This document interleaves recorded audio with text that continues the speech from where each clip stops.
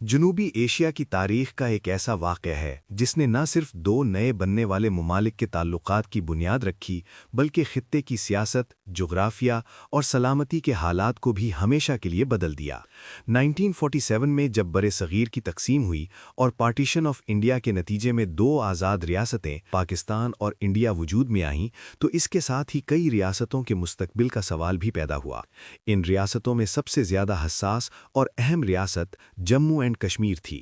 کشمیر ایک خوبصورت وادی ہونے کے ساتھ ساتھ جغرافیائی لحاظ سے انتہائی اہم علاقہ تھا جہاں مسلمانوں کی واضح اکثریت تھی، مگر اس وقت اس کا حکمران ایک ہندو مہاراجا تھا جس کا نام مہاراجا ہری سنگھ تھا۔ تقسیم کے وقت برطانوی حکومت نے ریاستوں کو یہ اختیار دیا تھا کہ وہ چاہیں تو پاکستان کے ساتھ شامل ہو جائیں، بھارت کے ساتھ الحاق کر لیں یا کچھ عرصہ آزاد رہیں، لیکن عملی طور پر زیادہ تر ریاستوں نے جغرافیہ اور آبادی کی بنیاد پر کسی ایک ملک کے ساتھ الحاق کیا۔ کشمیر کی صورتحال پیچیدہ تھی کیونکہ اس کی سرحدیں دونوں ممالک کے ساتھ ملتی تھیں اور مہاراجا ہری سنگھ ابتدا میں کسی کے ساتھ شامل ہونے کے بجائے آزاد رہنا چاہتے تھے۔ تقسیم کے بعد کشمیر میں سیاسی اور عوامی بے چینی تیزی سے بڑھنے لگی۔ مسلمان اکثریت اس بات کی خواہش رکھتی تھی کہ کشمیر پاکستان کے ساتھ شامل ہو کیونکہ مذہبی، معاشی اور جغرافیائی لحاظ سے یہ زیادہ فطری فیصلہ سمجھا جاتا تھا۔ کشمیر کے اندر مسلمانوں کی ایک بڑی سیاسی تحریک پہلے ہی موجود تھی جس کی قیادت شیخ عبداللہ کر رہے تھے، تاہم ان کے سیاسی موقف اور مہاراجا کے ساتھ تعلقات پیچیدہ تھے۔ اسی دوران ریاست کے مختلف علاقوں میں بغاوت کے آثار ظاہر ہونے لگے۔ خاص طور پر پونچھ کے علاقے میں مسلمانوں نے مہاراجا کی حکومت کے خلاف بغاوت شروع کر دی۔ مہاراجا کی فوج نے اس بغاوت کو دبانے کے لیے سخت کارروائیاں کیں جس سے صورتحال مزید خراب ہو گئی اور ہزاروں لوگ متاثر ہوئے۔ ان واقعات نے سرحد کے اس پار قبائلی علاقوں میں بھی شدید رد عمل پیدا کیا۔ پاکستان کے شمال مغربی قبائلی علاقوں خصوصاً خیبر پختونخوا کے قبائل میں یہ خبر تیزی سے پھیل گئی کہ کشمیر کے مسلمان خطرے میں ہیں اور ان کی مدد کی ضرورت ہے۔ اس وقت کے قبائلی معاشرے میں مذہبی جذبہ، جہاد کا تصور اور مظلوم مسلمانوں کی مدد کا خیال بہت مضبوط تھا، چنانچہ مختلف قبائل کے جنگجو رضاکارانہ طور پر کشمیر کی طرف روانہ ہونے لگے۔ ان قبائلی مجاہدین میں افریدی، محسود اور وزیر قبائل کے افراد بھی شامل تھے۔ اکتوبر 1947 میں قبائلی مجاہدین کے ایک بڑے قافلے نے کشمیر کی سرحد عبور کی اور مہاراجا کی افواج کے خلاف لڑائی شروع کر دی۔ اس کارروائی کو بعض تاریخ دان آپریشن گلمرگ کے نام سے بھی یاد کرتے ہیں۔ قبائلی مجاہدین کی پیش قدمی ابتدا میں بہت تیز تھی۔ انہوں نے سرحدی علاقوں پر قبضہ کرتے ہوئے اہم شہروں کی طرف پیش قدمی کی۔ سب سے اہم مقام مظفرآباد تھا جہاں مہاراجا کی فوج کو شکست ہوئی اور شہر جلد ہی مجاہدین کے قبضے میں آ گیا۔ اس کے بعد مجاہدین نے بارہمولہ کی طرف پیش قدمی کی جو دارالحکومت سری نگر کے راستے میں ایک اہم شہر تھا۔ اس دوران مہاراجا ہری سنگھ کو یہ احساس ہونے لگا کہ ان کی حکومت خطرے میں ہے اور وہ اکیلے اس صورتحال کا جنوبی ایشیا کی تاریخ کا ایک ایسا واقعہ ہے جس نے نہ صرف دو نئے بننے والے ممالک کے تعلقات کی بنیاد رکھی بلکہ خطے کی سیاست، جغرافیہ اور سلامتی کے حالات کو بھی ہمیشہ کے لیے بدل دیا۔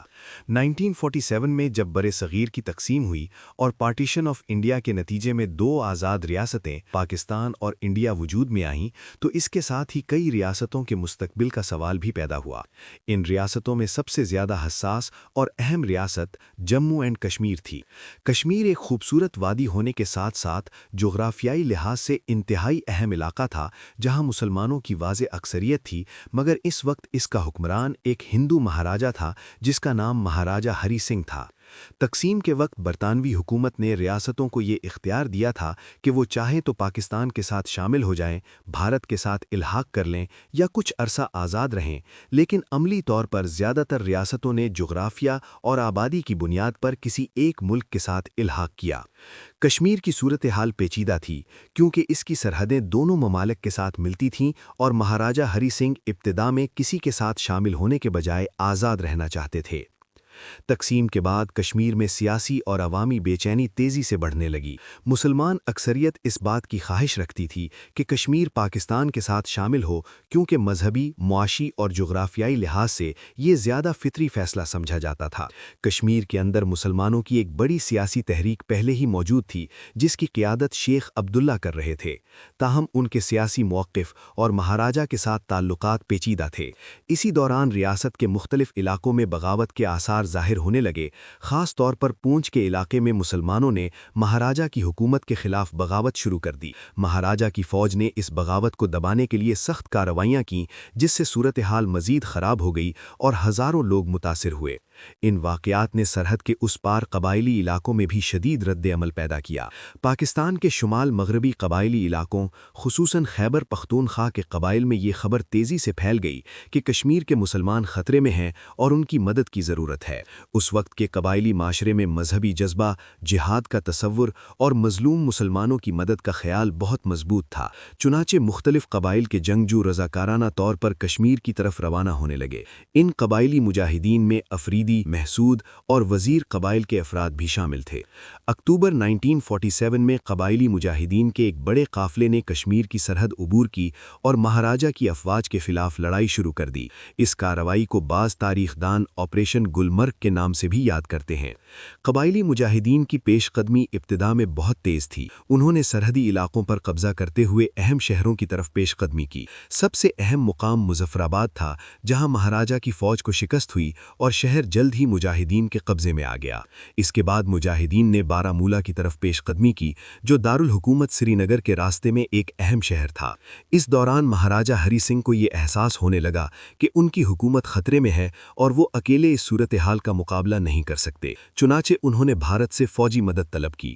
بھارت نے فوجی مدد دینے سے پہلے ایک اہم شرط رکھی کہ کشمیر کو باقاعدہ طور پر بھارت کے ساتھ الحاق کرنا ہوگا۔ اس کے بعد مہاراجہ ہری سنگھ نے ایک دستاویز پر دستخط کیے جسے انسٹرومنٹ آف ایکسیشن کہا جاتا ہے۔ اس دستاویز کے ذریعے کشمیر کو بھارت کے ساتھ شامل کرنے کا اعلان کیا گیا۔ اس کے فوراً بعد بھارتی فوج کو کشمیر بھیج دیا گیا۔ 27 اکتوبر 1947 کو بھارتی فوج کے پہلے دستے سری نگر کے ہوائی اڈے پر اتارے گئے اور یوں باقاعدہ جنگ کا آغاز ہو گیا۔ بھارتی فوج نے سری نگر کا دفاع مضبوط کیا اور قبائلی مجاہدین کی پیش قدمی کو روکنے کی کوشش کی۔ دوسری طرف پاکستان میں بھی صورتحال تیزی سے بدل رہی تھی۔ ابتدا میں جنگ میں زیادہ تر قبائلی جنگجو شامل تھے، لیکن بعد میں پاکستان آرمی کے کچھ دستے بھی غیر رسمی طور پر اس جنگ میں شامل ہو گئے۔ یوں یہ لڑائی ایک باقاعدہ جنگ کی شکل اختیار کرنے لگی، جس میں دونوں ممالک کی افواج مختلف محاذوں پر برسرے پیکار تھیں۔ 1947 کے آخر اور 1948 کے دوران کشمیر کے مختلف علاقوں میں شدید لڑائیاں ہوئیں۔ ایک اہم محاذ پونچھ کا تھا، جہاں محاصرہ اور لڑائی کئی مہینوں تک جاری رہی۔ اسی طرح گلگت کے علاقے میں بھی ایک اہم بغاوت ہوئی، جہاں مقامی اسکاؤٹس نے مہاراجہ کی حکومت کے خلاف بغاوت کر کے پاکستان کے ساتھ الحاق کا اعلان کیا۔ اس بغاوت کے نتیجے میں گلگت بلتستان کا بڑا حصہ مہاراجہ کی حکومت سے نکل گیا اور پاکستان کے زیر انتظام آ گیا۔ جنگ کے دوران دونوں طرف سے بڑی تعداد میں فوجی اور عام سویلین متاثر ہوئے۔ پہاڑی علاقوں میں لڑائی بہت مشکل تھی کیونکہ موسم سخت تھا، راستے دشوار گزار تھے اور سپلائی لائنز برقرار رکھنا ایک بڑا چیلنج تھا۔ اس کے باوجود دونوں فریق اپنی پوزیشن مضبوط کرنے کی کوشش کرتے رہے۔ وقت گزرنے کے ساتھ جنگ مزید وسیع ہوتی گئی اور بین الاقوامی توجہ بھی اس طرف مبذول ہونے لگی۔ آخرکار بھارت نے یہ مسئلہ بین الاقوامی سطح پر اٹھانے کا فیصلہ کیا اور اسے یونائٹڈ نیشنز کے سامنے پیش کیا۔ 1948 میں اقوام متحدہ نے اس تنازع پر غور کیا اور جنگ بندی کے لیے مختلف قراردادیں منظور کیں۔ ان قراردادوں میں ایک اہم تجویز یہ تھی کہ کشمیر کے عوام کو اپنی قسمت کا فیصلہ کرنے کے لیے رائے شماری کا حق دیا جائے۔ تاہم اس تجویز پر مکمل عمل درآمد کبھی نہ ہو سکا۔ طویل مذاکرات اور سفارتی کوششوں کے بعد 1 جنوری 1949 کو جنگ بندی کا اعلان کیا گیا۔ اس جنگ بندی کے نتیجے میں کشمیر ایک عارضی حد بندی کے ذریعے 2 حصوں میں تقسیم ہو گیا، جسے بعد میں لائن آف کنٹرول کہا جانے لگا۔ ایک حصہ پاکستان کے زیر انتظام آیا، جسے آج آزاد کشمیر کہا جاتا ہے، جبکہ دوسرا بڑا حصہ بھارت کے زیر انتظام رہا، جسے بھارت جموں اینڈ کشمیر کہتا ہے۔ اس جنگ کے نتیجے میں خطے کی سیاست ہمیشہ کے لیے بدل گئی۔ کشمیر کا مسئلہ دونوں ممالک کے درمیان ایک مستقل تنازع بن گیا، جو آج تک حل نہیں ہو سکا۔ اس جنگ نے نہ صرف ہزاروں جانیں لیں، بلکہ لاکھوں لوگوں کو بے گھر بھی بنا دیا۔ قبائلی مجاہدین کی جدوجہد بھی اس جنگ کا ایک اہم باب ہے، جنہوں نے اپنے طور پر کشمیر کے مسلمانوں کی مدد کے لیے لڑائی میں حصہ لیا۔ تاریخی نقطہ نظر سے دیکھا جائے تو انڈو پاکستانی وار آف 1947-1948 صرف ایک فوجی تصادم نہیں تھا، بلکہ یہ برِ صغیر کی تقسیم کے بعد پیدا ہونے والے سیاسی، مذہبی اور جغرافیائی تنازعات کا نتیجہ تھا۔ اس جنگ نے پاکستان اور بھارت کے تعلقات میں کشیدگی کی بنیاد رکھ دی، جو بعد میں مزید جنگوں کا سبب بھی بنی، جن میں انڈو پاکستانی وار آف 1965 اور انڈو پاکستانی وار آف 1971 شامل ہیں۔ آج بھی کشمیر کا مسئلہ جنوبی ایشیا کے اہم ترین تنازعات میں شمار ہوتا ہے۔ سرحد کے دونوں طرف رہنے والے کشمیری عوام کئی دہائیوں سے اس تنازع کے اثرات برداشت کر رہے ہیں۔ سیاسی مذاکرات، سفارتی کوششیں اور بین الاقوامی دباؤ وقتاً فوقتاً اس مسئلے کو حل کرنے کی کوشش کرتے رہے ہیں، مگر ابھی تک کوئی حتمی حل سامنے نہیں آ سکا۔